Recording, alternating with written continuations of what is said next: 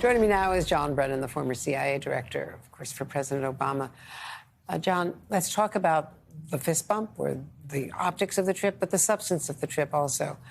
You told us before he arrived there that you thought you would have advised against this trip. Do you think it was worth it in terms of the reputation in the region, the negatives in the region, as well as the criticism from human rights groups and 9/11 families? Well, Andrea, as we talked previously, President Biden made a tough decision. I think it probably bothered him that he felt the need to make this trip to Saudi Arabia and meet with Mohammed bin Salman, but he made that decision. And I think whether it was a success or not is to be determined. And I think it's basically on three fronts. First, on the energy front, it's one of the real motivating factors that President Biden went out there to get the Saudis to raise oil production. And they have said that they promised to increase their production about 1 million barrels per day to 13 million barrels. But then they max out. But we'll see if they're going to sustain that production. Secondly, on the human rights front, I think we need to see Saudi Arabia make some positive moves in terms of releasing some of the political prisoners that it has inside of the kingdom, including U.S. citizens and others who basically are being held hostage for political reasons. And then third, it's having the Saudis play a more constructive role in the region on issues like the war in Yemen, moving toward establishing diplomatic relations with Israel, and maybe being more supportive of efforts to try to reconstitute the Iranian nuclear deal. And so these are the areas that I think President Biden and his administration will be watching very carefully. I hope that this very controversial trip is going to pay dividends, but I don't think we have seen it so far. Allowing Air Force One to travel directly from Israel to Saudi Arabia and opening up Saudi airspace to Israeli overflights, I think is insufficient. But it was a positive step initially. But we'll see what happens in the months ahead. And well, as you well know, you can't always be dealing with your friends when it comes to foreign policy. Let's listen to what Richard Haass, the president of the Council on Foreign Relations, said on Way Too Early, just earlier this morning.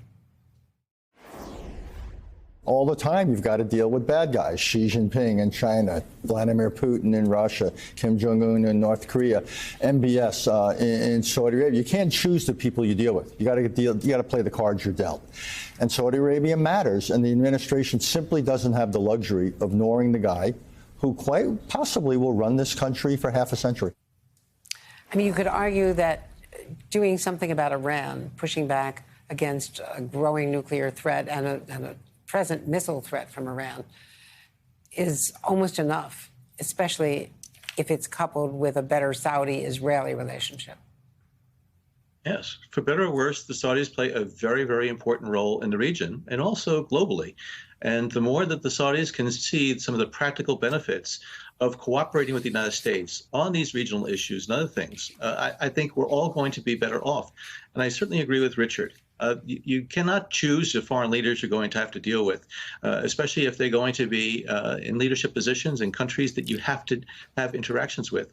And that's why I think President Biden felt it incumbent upon him to not forgive or pardon MBS for what he did, but to recognize that that U.S.-Saudi strategic partnership, that economic and energy partnership, as well as the political relationship that goes back many, many decades, needs to be sustained in a time of great turbulence globally. And, of course, you've got Vladimir Putin heading to Tehran for a meeting there with Turkey as well. And turning to Ukraine, President Zelensky, John, has removed his security chief and suspended his top state prosecutor, saying that many cases had come to light of members of their agencies collaborating with Russia, especially in eastern Ukraine.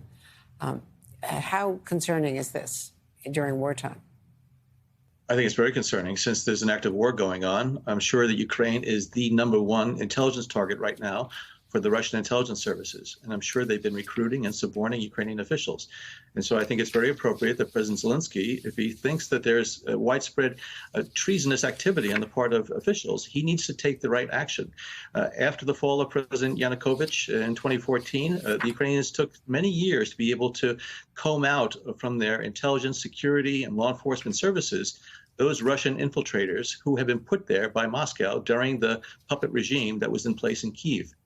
And so therefore, I think President Zelensky recognizes that if he's going to withstand this Russian invasion and prevail in the war, he needs to take rather serious and significant action to make sure that nobody within his organizations are working collaboratively with the Russians. John Brennan, former CIA director, thanks as always.